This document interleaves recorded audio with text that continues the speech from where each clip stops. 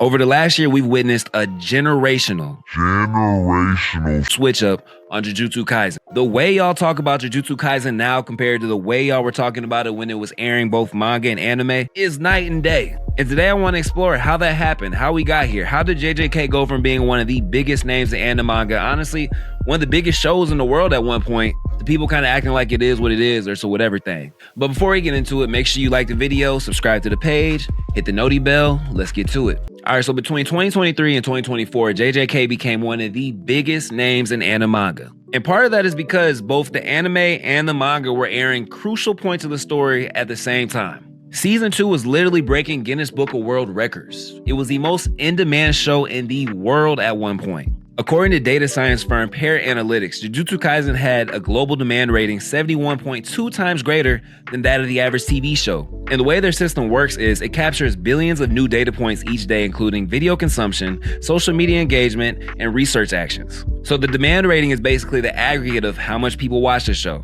how much people talk about the show, how much people share the show, and how much people research the show across all social media platforms, the internet, and all streaming services. Now, season 2 was broken up into two parts. The first part was hidden inventory, and the second arc was Shibuya, which is where things went crazy. The first part, covering the hidden inventory arc, gave us some of the best writing in the show, covering Gojo growing up in Jujutsu society and learning how to cope with being the strongest in the verse by far and the crippling loneliness that comes with. And then also learning about the perils of Jujutsu society and his relationship with Sukuna Geto. And then part 2 got real down and dirty with Shibuya, where Gojo was sealed away in a plot by Kenjaku to remove him from the board, which forced his students and comrades to have to step up and shoulder some of the load that Gojo has been carrying all alone. And here's where we see some of the most growth from our main character, Yuji, as he's forced to fight his way through Shibuya against the disaster curses who are wreaking havoc. And more specifically, Mahito, who in a lot of ways serves as Yuji's foil and also a point of growth for Yuji. Now, in music terms, season 2 went certified platinum. They pretty much ran away with the majority of the 2024 Crunchyroll Awards. They earned a spot in the Guinness Book of World Records,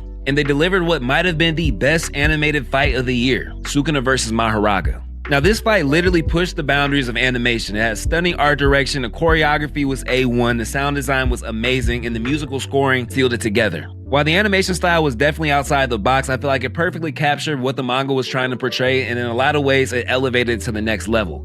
In fact, it was so iconic that they even dropped a Blu-ray version for that episode alone. And the craziest part about it is that's only half the story. While the anime was going crazy, breaking numbers, being the most in-demand show in the world, the manga was on an absolute generational tear. I'll try to keep this as spoiler-free as possible, but at this point in the manga, they had made it to the Shinjuku Showdown, which featured a highly anticipated fight between Gojo and Sukuna. And if you don't know the results of that fight, I'm not going to spoil it for you, but that was one of the biggest fights in manga history. Sensational.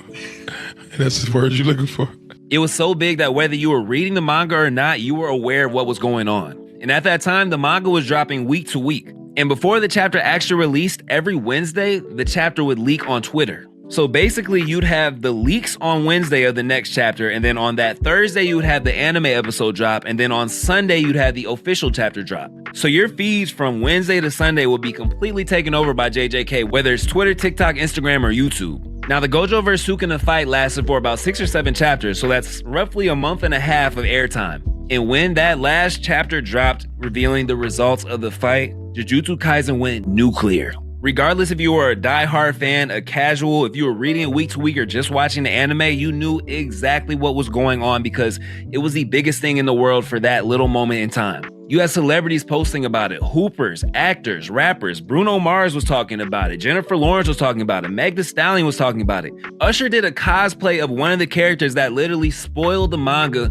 for non-manga readers. And again, I'm trying my hardest not to spoil the fight, but I need y'all to understand how big of a moment this was in anime manga history. Honestly, the release of that chapter felt like the release of a Drake album in his prime. You remember exactly where you were, what you were doing, who you were with, what you were eating the second you read that chapter. And that's also when we saw a boom in manga leak culture because the results of that fight were leaked a week before the chapter dropped. And then after that, leak culture went planetary. It got to the point where they launched an investigation on the leakers because the leaks had gotten too big. The leaks of the chapters were getting more views than the actual manga themselves. And also, let me remind you, at the same time all this was happening, the anime was airing as well. Season 2 aired from July 6, 2023 to December 28, 2023. That's damn near 6 months. That moment, Gojo vs. Sukuna launched JJK manga into a stratosphere that we probably will never see another manga hit ever again. I've never seen that many people tuning into the leaks and then the release of a manga that fast, that hard, that consistently week to week. It got to the point where the fans would literally go crazy, batshit insane during the weeks that JJK would be on break. And anybody that be on Anime Talk knows we called it Lobotomy Kaisen. During the weeks of Lobotomy Kaisen, you would see the craziest takes, the craziest videos, the craziest antics from all creators across the platform. The comment sections would be erupting into full-blown warfare. Weekly. You would have thought they were getting paid to comment the way they were.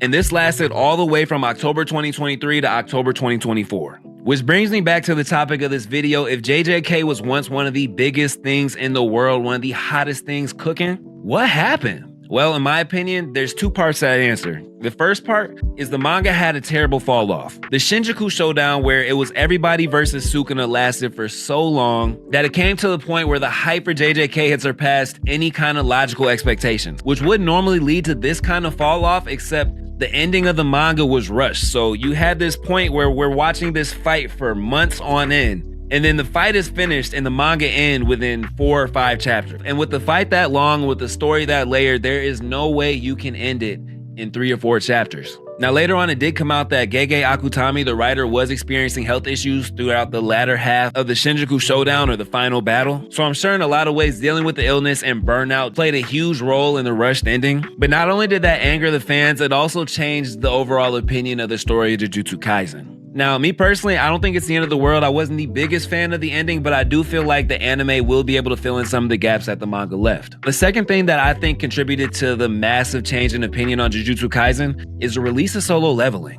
While JJK was on hiatus, Solo Leveling took over the world. And since JJK was the biggest anime of the year before, and Solo Leveling was the biggest anime of the current year, people began comparing the two, which is natural, but the only problem is JJK hadn't aired in a year at that point. And then Solo Leveling came back with season 2 a year later. So now you still have those same comparisons, but JJK hasn't aired with any new content in the last 2 years. So you're judging what we're seeing today in Solo Leveling with what you remember of Jujutsu Kaisen, paired with the bad taste at the end of the manga left in the fans' mouths.